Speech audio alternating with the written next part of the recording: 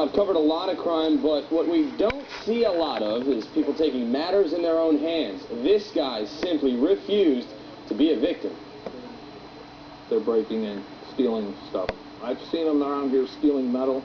They would strip the building out front that burnt. When they ran out of metal there, then they came over to here. And it was here they quickly figured out they'd messed with the wrong one.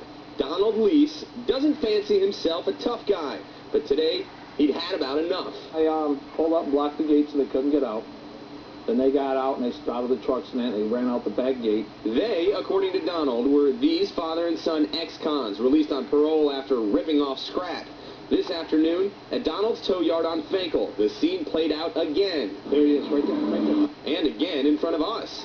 Notice the gang signs he's throwing up. They come back, and he was trying to get into his truck, and he acted like he had a pistol or whatever, was going to shoot me. I didn't care. I said, come here, I got something for you, too. You want anything done in this area, you got to do it yourself. Police admit it took a couple hours to make the scene, but say it's because they were backed up with priority 1 calls. Things like serious accidents and violent crimes. Meanwhile, we found mugshots belonging to Lucas Benson Jr. and Sr. after Donald showed us their parole papers left sitting inside the red pickup. Next stop for us, Pro Green Scrap on Telegraph in Redford. The 2 gentlemen whose photos I just showed you.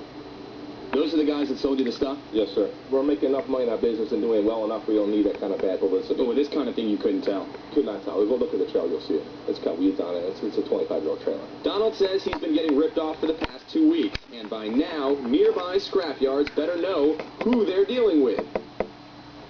Police want to talk to the 2 guys whose parole papers were in that red truck. If you know where they are, do the right thing and call Detroit police.